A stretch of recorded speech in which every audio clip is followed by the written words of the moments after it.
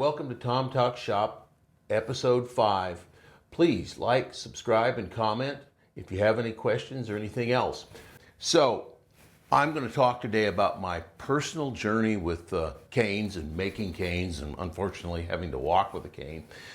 This is my personal extra leg over there, and these are 3 of my personal canes that I use pretty regularly. The coral snake here doesn't get used much anymore, but this is my going to town cane here, which we're going to make one like this in the video or similar. And then this is my work cane, which we're going to make something kind of similar to it today. Actually, the reason why I started making my own canes is when I went to buy one, when I needed one, it was very expensive. This was 13, 14 years ago, whatever it was. I'm not a small dude, and a cane that would hold me up was well over $100 before we had real inflation. And so I ended up actually just buying a cheap one, which lasted about 3 weeks, and making myself one out of a boat spar, which is, I've come back to the my original design pretty closely with this one, with a few tweaks. What I did was just, looked on Google back then even, decided how long it needed to be, cut a piece of wood to that length, made a handle, and that's kind of how it started. Though I've learned a lot of things, like when you go to town, you need rubber feet on the cane. People don't like it when you're walking with a bare stick on their floor. And they tend to get real short real quick if you don't have something on the bottom, and we'll talk about all of that. Besides, of course, making my own canes, we have an awful lot of people here in town that can't afford canes for their own, so we make them for people that we know. Sometimes there's quite a few, and sometimes there's not too many. And when we have dead time in the shop, which sometimes of the year we have a little bit, I'll have a piece or 2 in here, and I'll whittle on it when I'm waiting on glue to dry or something. And then when it's done, I've got it to take to a show or something to sell. So it gives us a little extra income as well, though we try to keep our prices real reasonable. And probably with closing that, I'm just going to show you a few of my design tricks and kind of how I make these things and try to make them quick and easy. So if you know somebody or if you need one yourself, you can make one. Everything that we're using in these is common off-the-shelf parts, and it's real common off-the-shelf tools. So let's get started. All right, today we're going to build or make or scrape or something 2 different canes. I've got a handle. Hopefully this handle won't blow up, but I have a spare if it does, and a stick for a cane. I'm going to make it 37-38. Leave a little flexibility there because I haven't measured the individual yet. And then over here, we're going to make a shillelagh, more of a faux shillelagh style cane here.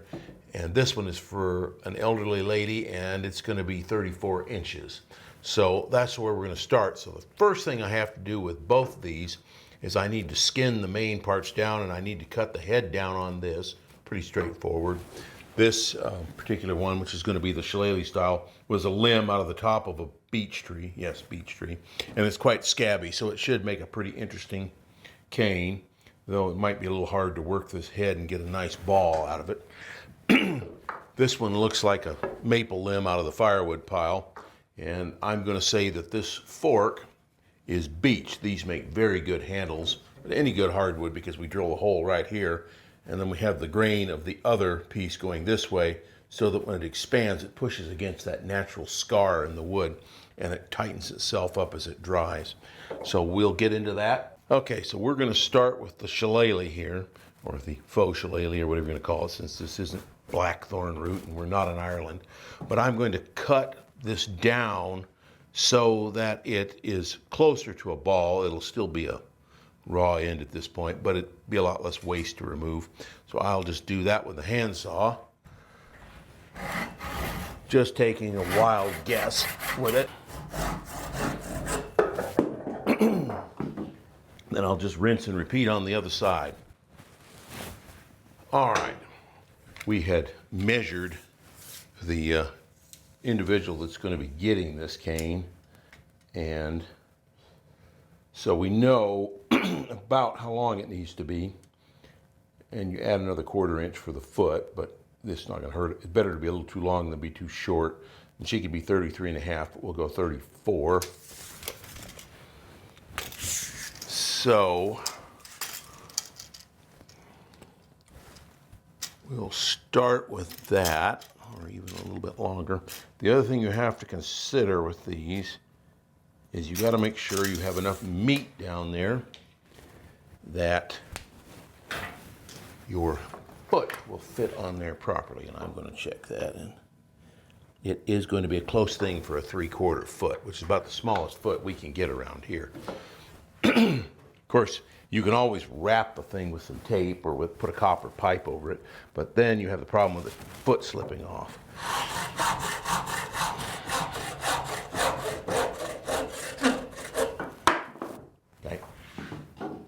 Okay, I've actually got the other cane body here, which I haven't cut the length yet, but I decided we'd skin this one on camera because it's simply going to be a little bit more fun to skin than the other one. I've got 2 draw shaves, and in this case I've got a little bit of a gouge just to get in some spots to clean around, but may or may not need it. You don't necessarily have to have it. You can just use a pocket knife. So I'm going to go along and just start removing the bark. In this case, I'm just want to get the outer layer of the bark off. Some people like to leave the bark on, and that's all right too. For my purposes, I'm not going to do that. This piece of wood is still sort of green. It's halfway dry, halfway green. I don't know exactly. Yeah, not much moisture right there. It's been sitting behind the stove for a few weeks, so it's getting drier. Don't want it too green, but you don't want it too dry either, but better to be too dry than too green. It will crack if it's too green. Now this is all about just personal taste here, what you want to do with it. Like I said, I like to strip them down pretty much most of the time unless there's something really interesting going on with the bark.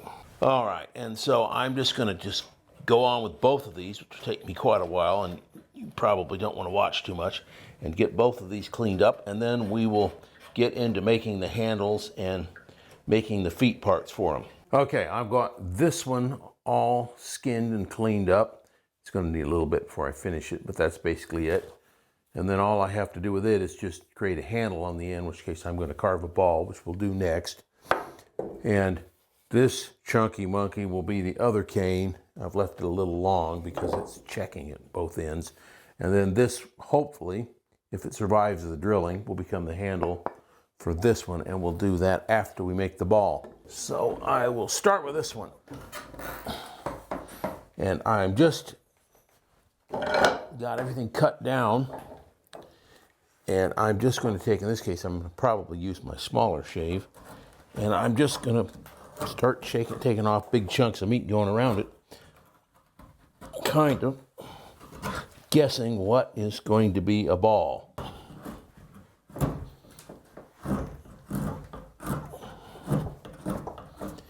Bigger shave works actually a little better for this, but because I'm working in the vise, and I don't like working in a draw shave personally, this just works better for me. If you're using a draw shave, probably a bigger shave would actually treat you a whole lot better.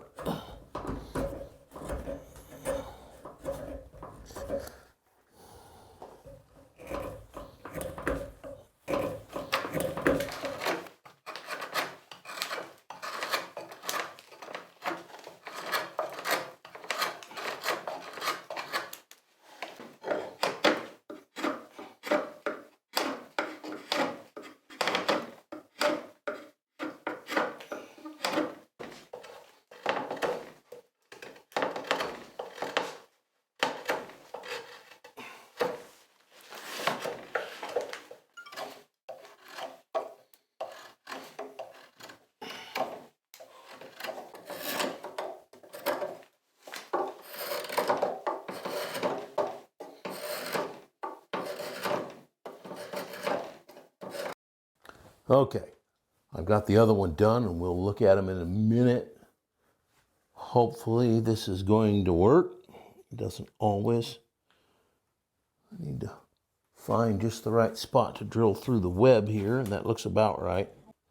I'm using a paddle bit today. I really prefer doing this with a hand brace, but my bits are so dull, and I haven't had time to work on any of them.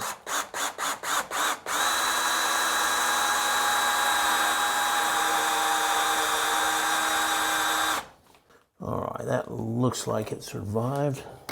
Take a look at it here. That's good. I like to do these when they're still a little bit green. That way as they dry, they shrink. So that's what it looks like right now. I'm going to trim it down. We're going to change the camera angle, and then we'll continue in how I fit these together. Okay, on this one, this is the bottom of it. So this is the top, and I'm actually going to mark it, that being the bottom. So it's going to go on here like this. This already has a check in it. Oftentimes they'll check. And I want the wood to split going across this way, so it puts pressure. When we jam a wedge in, it puts pressure going this way against it. And I will take, to get my width for everything to start with, I'll just scrape up the sides, and I'll go down about 2 fingers. We're not being real particular here, because I have a little bit to cut off the bottom. And this thing is really fat, so I'll just take some off the sides.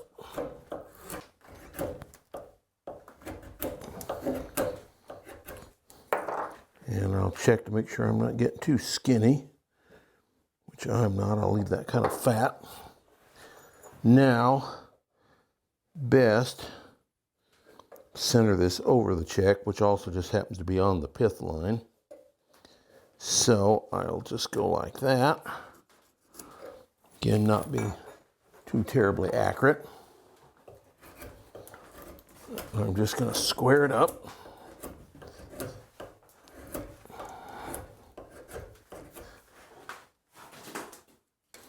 All right, now I've got it squared up. And then I'm going to flip back to where I was, because that's how that's how I want to orient it. I'll check it again, just making sure I'm not too skinny all the way around. And then I'll just start taking some meat off my corners. Easy enough. It's going to be way too big to start with.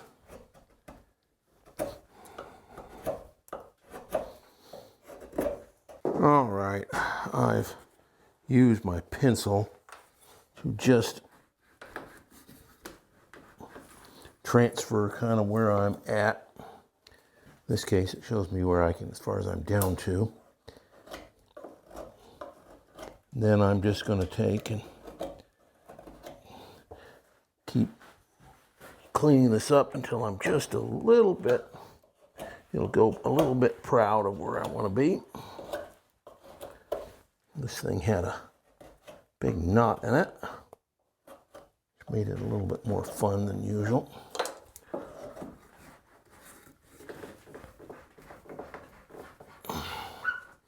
Don't have to have a super tight fit, because we're going to wedge it.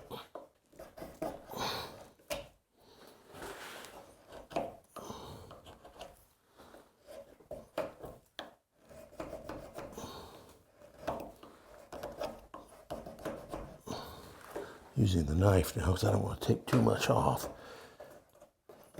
I didn't quite leave myself enough shoulder here.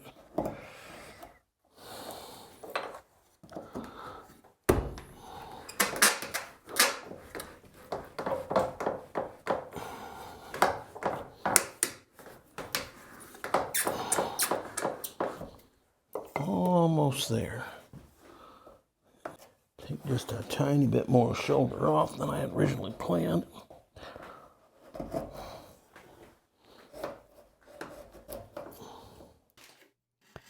Tom is just trimming off the handle, and after this he's going to shape the ends of the handle, leaving some of the bark on for this one. And so here you go, he's shaping that with a knife. And you might use a draw shave or a spoke shave. How much you do here is, of course, totally optional, and how much you want it finished and how much you want it rounded off. It's all a very personal decision. So have fun with it. Okay, I got a block of really hard birch here, and I'm going to just crack it into some thin pieces, and hopefully I can get a wedge out of one of them. There we go. That one got it on the first try. That's unusual.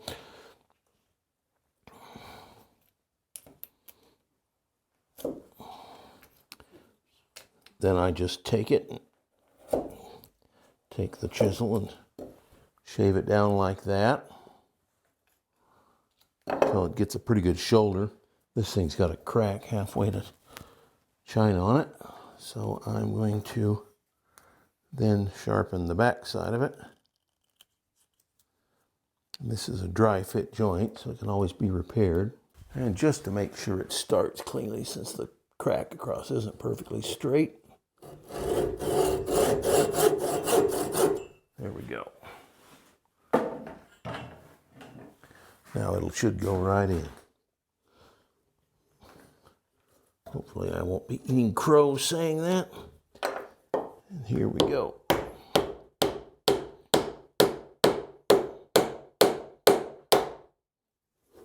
That's as far as it's going to go, and we'll just let that sit while it dries. And basically this one's done except to dry, and of course we have to fit a foot on the bottom yet. Watch on this one, needs one. The other one is already ready to go.